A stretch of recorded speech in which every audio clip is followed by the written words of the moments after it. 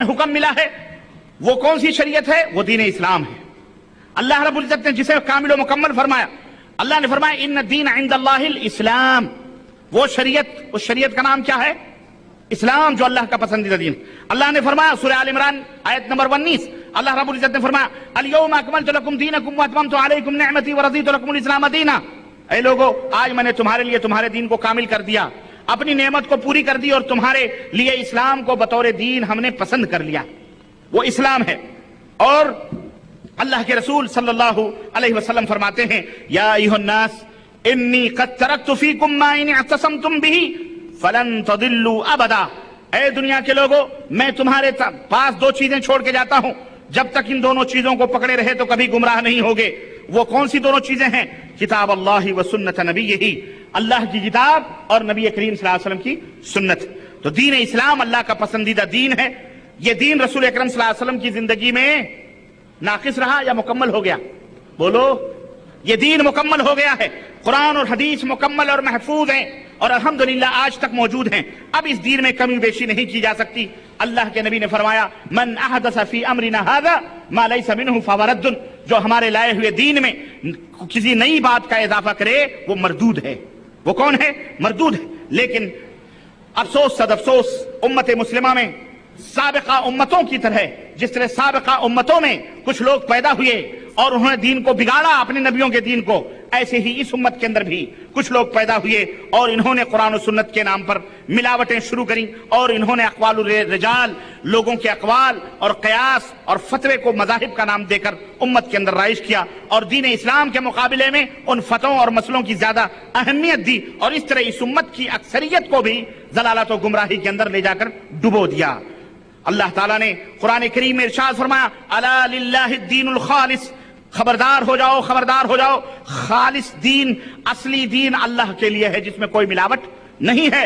اللہ نے فرمایا وَمَن يَبْتَغِ غَيْرَ الْإِسْلَامِ دِينًا فَلَن يُقْبَلَ مِنْهُ، اور یہ دین اسلام اللہ کی طرف سے ہے، جو اس اسلام کو چھوڑ کر کوئی اور دین اختیار کرے گا وہ اللہ تعالیٰ اسے قبول نہیں فرمائے گا، وَهُوَ فِي الْآخِرَةِ مِنَ الْخَاسِرِينَ، اور آخرت میں نقصان اٹھانے والوں میں سے ہوگا۔ اور رسول اکرم صلی اللہ علیہ وسلم نے فرمایا علیکم بسنتی وسنت الخلفاء الراشدین المہدیین، اے دنیا کے لوگوں تمہارے لیے میری سنت پکڑنا لازم ہے، اور خلفائے راشدین جو ہدایت یافتہ ہیں ان کی سنتیں پکڑنا لازم ہے۔ وَإِيَّاكُمْ وَمُحْدَثَاتِ الْأُمُورِ، وَإِيَّاكُمْ وَمُحْدَثَاتِ الْأُمُورِ، اور اے لوگو نئے کاموں سے، دین کے اندر نئے کاموں کے ایجاد کرنے سے بچنا۔ کیوں؟ اس لیے کہ کل محدثۃ بدعہ، ہر بدعت گمراہی ہے، اور ایک روایت میں ہے وَكُلُّ بِدعَةٍ ضَلَالَةٍ وَكُلُّ ضَلَالَةٍ فِي النَّارِ، اور ہر گمراہی جہنم کے اندر لے جانے والی ہے۔ چنانچہ میرے عزیزو، ہم سب کے لیے ضروری ہے کہ مرنے سے پہلے، اے نبی کی امت کے لوگوں، اے میرے دوستوں اور بھائیوں، اے میری اسلامی ماں اور بہنوں، غور سے میری بات کو سنو کہ مرنے سے پہلے، موت آنے سے پہلے اس بات کی تحقیق کر لو، اس بات کو جانچ لو، اس بات کی تفتیش کر لو کہ کیا ہم اللہ تعالیٰ کے نازل کردہ اسلام، جو کہ صرف قرآن و حدیث میں مکمل اور محفوظ ہیں، کیا ہم اس پر عمل کر رہے ہیں یا نہیں کر رہے ہیں؟ کیونکہ اللہ تعالیٰ کو اپنی منمانی، آپ کی مرضی کی ضرورت نہیں، اللہ کو وہ عمل پسند ہے، وہ عبادت پسند ہے، وہ منہج اور وہ طریقہ، وہ عقیدہ اور وہ نماز، وہ بندگی پسند ہے، جو آخری نبی حضرت محمد الرسول اللہ صلی اللہ علیہ وسلم نے اس دنیا میں کر کے بتلایا اور اس دنیا سے رخصت ہو گئے۔ اللہ کو وہی طریقہ، وہی عبادت، وہی منہج، وہی دین پسند ہے، اس کے علاوہ کوئی دین پسند نہیں ہے۔ تو یہ غور کر لو، سوچ لو کہ کیا تم کتاب اللہ اور سنت رسول اللہ میں لکھی گئی، کہی گئی باتوں کے اوپر عمل کر رہے ہو، یا لوگوں کے بنائے ہوئے خود ساختہ مذہب کے اوپر عمل کر رہے ہو؟ یہ بات ضروری ہے، تحقیق کر لو، کیونکہ شیطان تمہارے پیچھے لگا ہوا ہے۔ میرے عزیزوں، میرے دوستوں اور بھائیوں، یہ دعوت ہے ہماری، اور یہ ہمارا پیغام ہے جو ہم اتمام حجت کے طور پر آپ تک پہنچا رہے ہیں۔ اب ذرا ہم اس نقلی بہشتی زیور کی طرف آتے ہیں، اور حضرت مولانا اشرف علی صاحب تھانوی کی تعلیمات کے متعلق ذرا دو تین باتیں دیوبند کے بڑے بڑے اکابرین کے تعلق سے کہہ کر کے میں آگے بڑھتا ہوں۔ مولانا محمد الیاس الذی لا یاتی منہ الا الیاس، وہ فرماتے ہیں، وہ اور مولانا نعمانی صاحب لکھنؤ کے، انہوں نے اپنی کتاب ملفوظات الیاس کے اندر صفحہ 58، 56، 69، 75 کے اندر انہوں نے یہ بات لکھی ہوئی ہے کہ مولانا الیاس فرمایا کرتے تھے، جو تبلیغی جماعت کے بہت بڑے بنیاد مؤسس اور بانی ہیں، وہ کہتے تھے کہ حضرت مولانا تھانوی رحمت اللہ علیہ نے بڑا کام کیا ہے، بس میرا دل یہ چاہتا ہے کہ تعلیم تو ان کی ہو اور طریقہ تبلیغ میرا ہو۔ تعلیم، اے میرے تبلیغی جماعت کے بھائیوں، جس تعلیم کو لے کے تم نگر نگر ڈگر ڈگر چلت پھرت کر رہے ہو، یہ تعلیم مدنی تاجدار حضرت محمد الرسول اللہ صلی اللہ علیہ وسلم کی نہیں ہے، بلکہ تھانہ بھون کے اندر مولانا اشرف علی صاحب تھانوی کی۔ مولانا الیاس جو اس جماعت کے بانی ہیں، وہ فرماتے ہیں میرا دل یہ چاہتا ہے تعلیم ان کی ہو اور طریقے تبلیغ میرا ہو، یعنی یہ طریقے تبلیغ محمد الرسول اللہ صلی اللہ علیہ وسلم کا بھی نہیں ہے۔ اس طرح کہتے ہیں کہ اس طرح ان کی تعلیم عام ہو جائے۔ ارے ہم نبی کی تعلیم کے لیے مر رہے ہیں، اور یہ اشرف علی صاحب تھانوی کی تعلیم کے لیے اتنی بڑی جماعت نکال دی انہوں نے، اسی تعلیم کو عام کرنے کے لیے اتنی بڑی جماعت نکالی گئی۔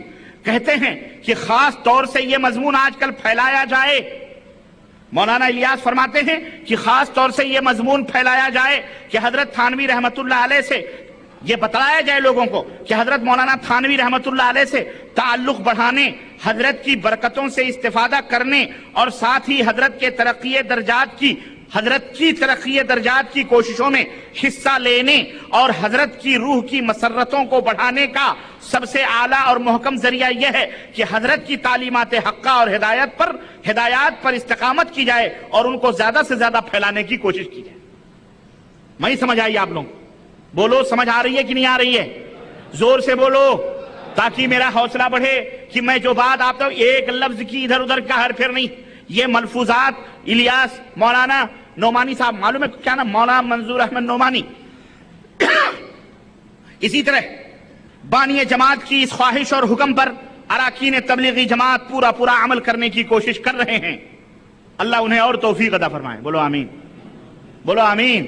اور ہمیں کتاب اللہ اور سنت رسول اللہ صلی اللہ علیہ وسلم کی دعوت اور اس کی نشر و اشاعت کی توفیق عطا فرمائے، آمین۔ قسمت کی بات ہے بھائی، ہے کہ نہیں؟ قسمت کی بات ہے۔ ایک آدمی کسی کے ہاں مہمان ہوا تو وہ تھا بیچارہ، اس کو نوکری تھی پائلٹ کی۔ پائلٹ جانتے ہیں کس کو کہتے ہیں؟ یہ جو چھوٹے چھوٹے ہالٹ بنے ہوتے ہیں ٹرینوں کے، بڑے بڑے اسٹیشنوں کے ٹرینوں کے بیچ میں چھوٹے چھوٹے کمرے بنے، ہالٹ بنے ہوتے ہیں، وہ ایک چراغ لے کے رات کو یا دن میں ہری اور لال جھنڈی لے کے کھڑا رہتا ہے کہ نہیں؟